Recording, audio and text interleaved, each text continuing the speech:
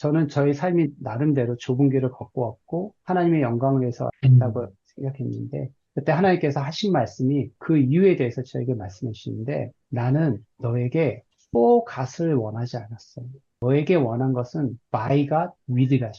나와 함께 나에 의해서 내가 인도하는데 큰 열매를 맺는 게 나의 영광이라고 생각했지만 나는 너에게 그거를 요구하지 않았어. 네가 나와 함께 걷기를 바랬고 음, 내가 인도하는 대로 내가 이끄는 대로 네가 순종하며 걸어오길 바랬어. 음, 제 안에 보니까 제 안에 의로움도 있었던 것 같아요. 내가 이런 길을 간다. 하나님이 원하셨던 거는 사역의 연민가. 저는 그때 완전히 제 충격을 받고 하나님 그럼 제가 어떻게 살아야 됩니까? 독감 아픈 5일 내내 울면서 기도했어요. 음, 그때 하나님께서 내가 너를 사랑하기 때문에 내가 너의 삶을 멈췄다라고 해요.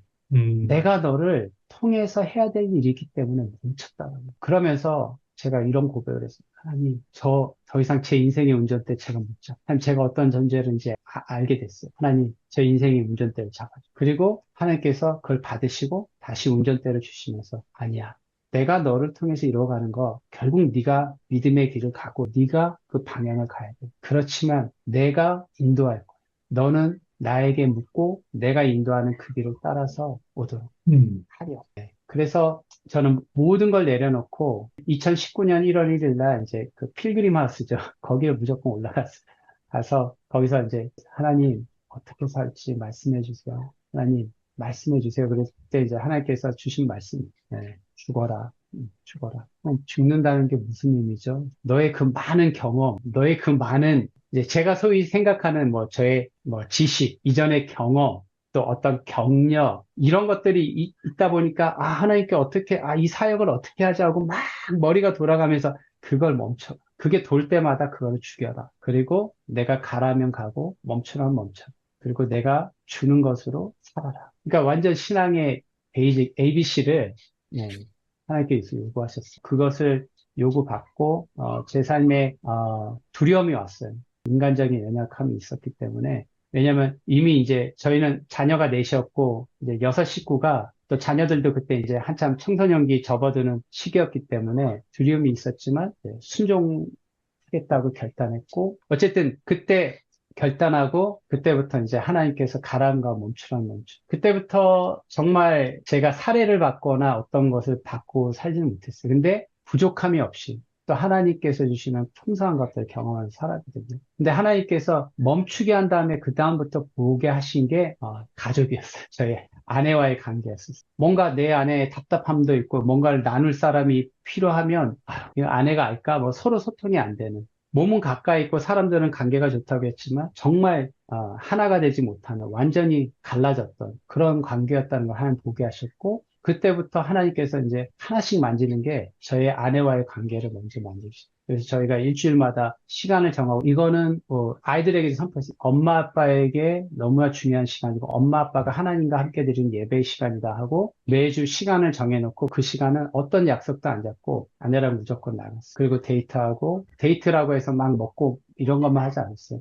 그런 것도 했지만 같이 말씀 나누고 또 삶을 나누고 마음을 듣기 시작했어요. 그러면서 서로 생각들을 듣게 됐고 그러면서 이제 서로가 어떤 마음인지를 알게 됐고 그런 것이 한 주간의 삶에서 아내가 왜 이런지를 이제 미리 알게 되니까 갈등할 일도 없어. 아이들에 대해서 이제 같은 마음을 품게 되고 이제 같이 기도하기 시작했고 그리고 이제 저는 이제 모든 사람들이 다 떠나가고 아무도 남지 않은 상황 속이었는데 아내가 그때 데이트할 때 한 말이 아직도 기억나요. 제 연락처에는 2,300개의 연락처가 있었는데 이제 그러고 나서는 몇 개월 지나니까 연락이 거의 안 오는 거예요. 늘 언제나 소통했었는데 근데 그때 아내가 그 얘기 하더라고요. 여보, 당신이 변화됨으로 인해서 변화된 1호가 바로 나야. 사람들이 어떻게 생각하든 당신의 삶의 변화를 내가 목격해. 그리고 당신의 변화를 통해 나도 지금 변하고 있어. 나도 하나님께로 가까이 가고 있어. 힘을 내라고 하더라고요. 근데 그게 굉장히 그때 큰 위로가 됐고, 그러면서 이제 가정의 예배가 다시 회복되기 시작했고, 아이들 대안학교 때 다녔는데, 하나님 생활비는 어떻게든 살게 하십니다. 학비가 채워지지 않다 보니까, 얘들아, 휴학이다 하고 아이들 학교 쉬게 됐죠. 그리고 뭐, 여행도 가고 아이들 관심이 있었던 거 그동안 그런 거 이제 하기 시작했고 둘째는 영어에 관심이 있었는데 유튜브로 영어 찬양 들으면서 막 영어 막 이제 막 리스닝이나 이런 게 막 우리 셋째 관유는 막 동물이나 뭐 이런 거에 관심이 있었는데 그런 거 막 마음껏 찾아보러 다니고 완전히 다른 삶이 된 거죠. 그러다가 이제 어떤 계기를 통해서 홈스쿨을 알게 되고 홈스쿨이 성경에서 하나님이 창조하신 오리지널 그 교육의 방식이었다는 것을 알게 됐어요. 이 아이에게 필요한 교육은 이 아이에 대해서 가장 사랑하고 이 아이에게 가장 그 하나님을 보여줄 수 있는 사람은 다른 사람이 아니라 전문가들이 아니라 부모라는 그 마음을 이제 성경에서 다시 발견하게 되고 저희가 이제 큰아이가 일반 디자인학교 고등학교 다니고 막내도 이제 초등학교 다니는데 모두가 2020년 1월에 결단을 하고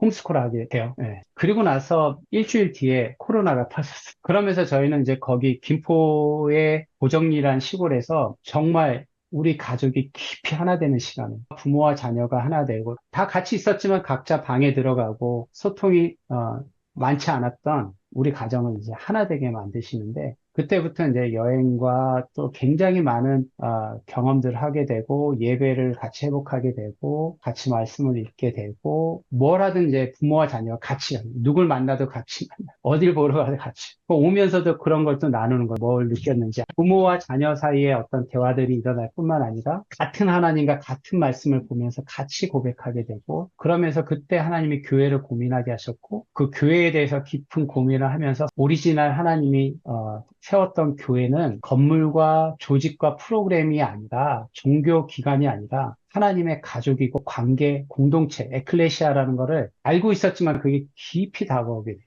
제가 이제 교회를 개척했음에도 불구하고 기존의 어떤 예배 형태로만 드렸던 것들을 돌아보게 하고 완전히 이제 초대교회 공동체와 같은 교회로 이제 모이기 시작을 했죠. 그래서 코로나 기간 동안에도 뜨거운 예배의 은혜들을 경험할 수 있었고 그렇게 김포에서 3년을 우리 가정이 하나가 되어지고 아이들이 변화되어지고 악기 하나도 못 들었던 아이들이 그 홈스쿨하고 코로나 기간 동안 첫째가 기타, 둘째가 피아노, 셋째가 드럼, 넷째가 뭐 우쿨렐레인데 그래서 아예 주일날 가족이 찬양팀이 됐었죠. 전에는 찬양하자고 하면 입도 안 벌려서 막 뚜껑 열리고 아이들 때문에 시험 들었던 아이들이 변화되면서 하나님께서 이 가정을 만지시죠. 저는 사역적으로는 완전 백수였거든요. 3년 동안. 하나님 1년이면 그 다음에 길을 여시겠지, 2년이면 여시겠지 했는데 3년을. 근데 그 3년 동안 하나님께서 주신 마음이 지난번 말씀드린 것처럼 나에게 붙어 있는 게 너의 사명이고 너의 사역이다라는 마음이 계속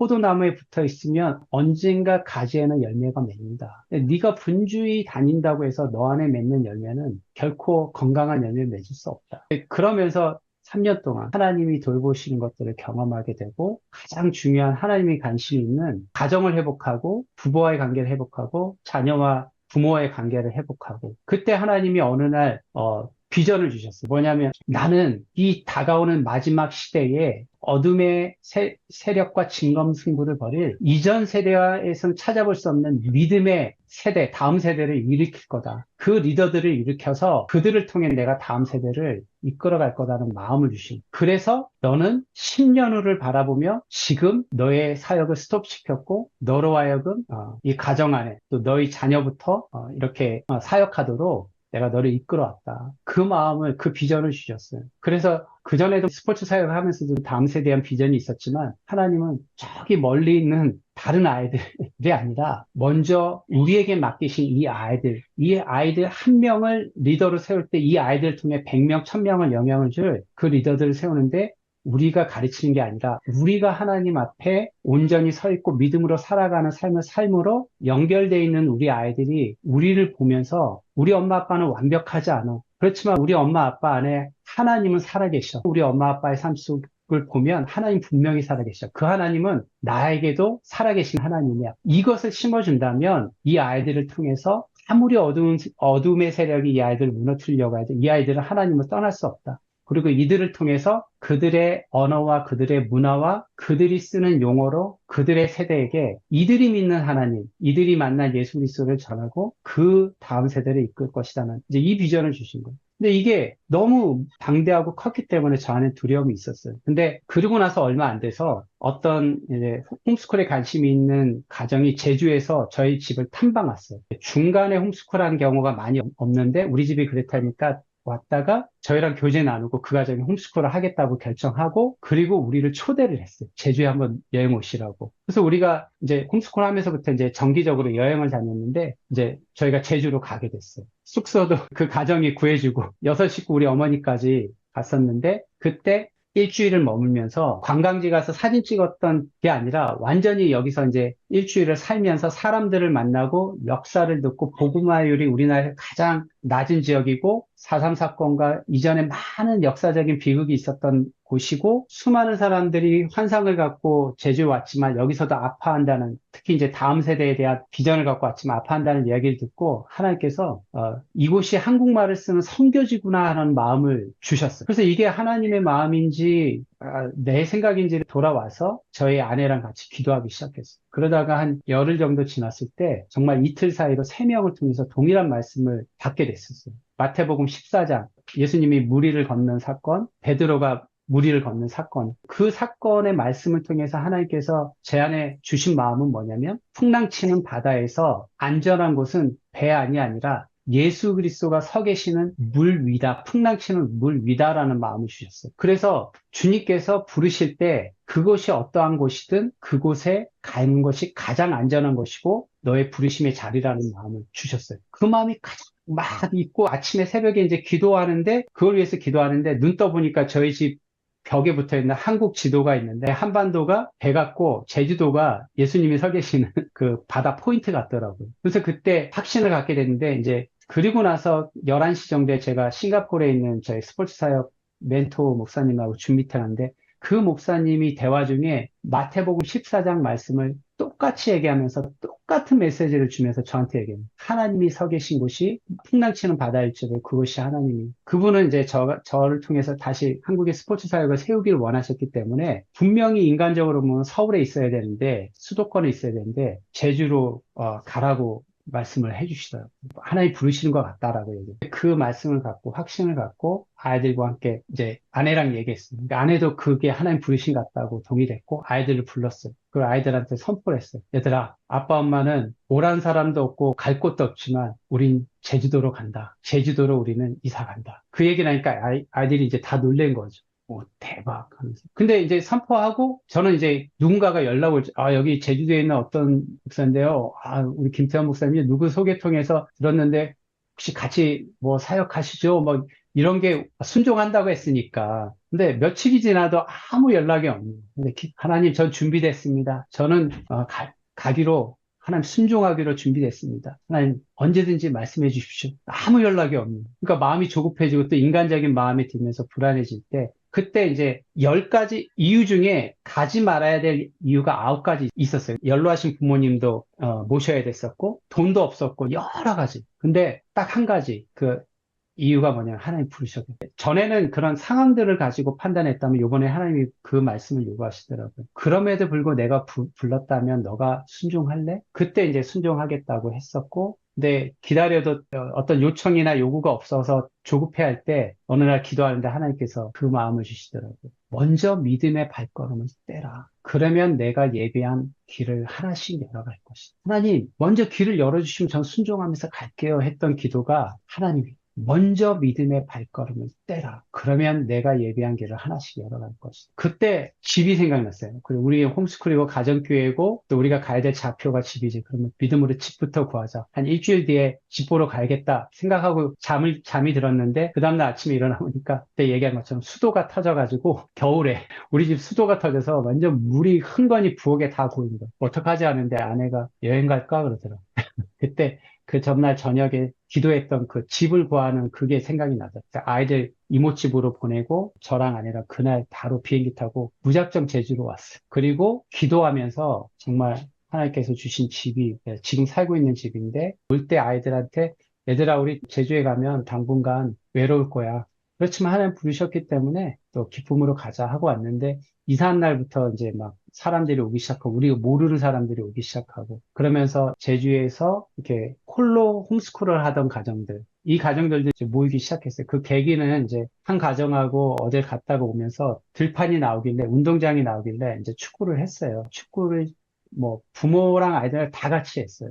너무 재밌다고 또 하자고 아이들이. 그래, 그러면, 그럼 일주일에 한 번씩 모여서 하자 하고, 이제 몇몇 홈스쿨 가정들한테 이야기를 했어요. 우리가 이렇게 운동하려는데 같이 하려면 하자. 하고, 이제 모이기 시작했고, 처음에 5가정이 쭉 모이기 시작했어요. 근데 이게 특징은 이제 우리가 이름을 이제 홀리펀이라고 붙였거든요. 거룩한 재미. 하나님은 우리에게 즐거움을 주셨고, 기쁨을 주셨는데, 우리가 재밌게 부모와 자녀가 함께하자. 그 대신 그거는 세상의 재미하고는 다른, 우리 안에서의 누리는 이 거룩한 재미들을 우리가 마음껏 누리면서 하나 되자. 그러면서 이제 부모와 자녀가 다 같이 뭐 축구를 하더라도 게임을 하더라도 다, 엄마들도 예외 없이 다. 그러니까 좀 잘하는 사람 있고 못하는 사람 있지만 다 팀이에요. 그러니까 아이들이 마음을 열기 시작했어요. 부모가 무서운 부모인 줄 알았더니 그냥 친구야, 친구. 그리고 또, 나보다 못하는 것 같아. 그러면서 이제 집에 돌아가면서 공감대도 형성되고, 그러면서 이제 부모와 자녀가 가까워지고, 가정과 가정이 가까워지고, 또 다른 가정들이 하나씩 연결되고, 그러면서 지금은 한 15가정 정도가 매주 수요일마다 모여서 운동하고, 교제하고, 관계를 깊이 쌓게 되고, 서로 이렇게 달랐어요. 정치적인 색깔도 다른 가정이 있었고, 신앙적인 색깔도 다른 가정이 있었고, 연령대도 달랐고, 근데 이 관계를 먼저 쌓다 보니까 어떤 변화가 있었냐면, 저 사람은 처음에 선입견이 있어서 만나지 않을 사람이었는데, 먼저 관계가 쌓다 보니까, 이 사람은 나랑 이런 부분은 다르지만, 동일하게 예수님을 사랑하는 사람이구나. 그리고 자녀에 대한 이런, 하나님의 자녀로 키우고자 하는 그런 열망이 있는 사람이구나. 그걸 확인하니까, 그 전에 달랐던 게, 크게 영향을 미치지 못해. 그러면서 서로를 이해할, 동의할 수는 없지만 하나가 되어지고 몇 번의 위기는 있었어요. 또 뭐 저에 대해서 막 이단이다 뭐 이런 소리도 막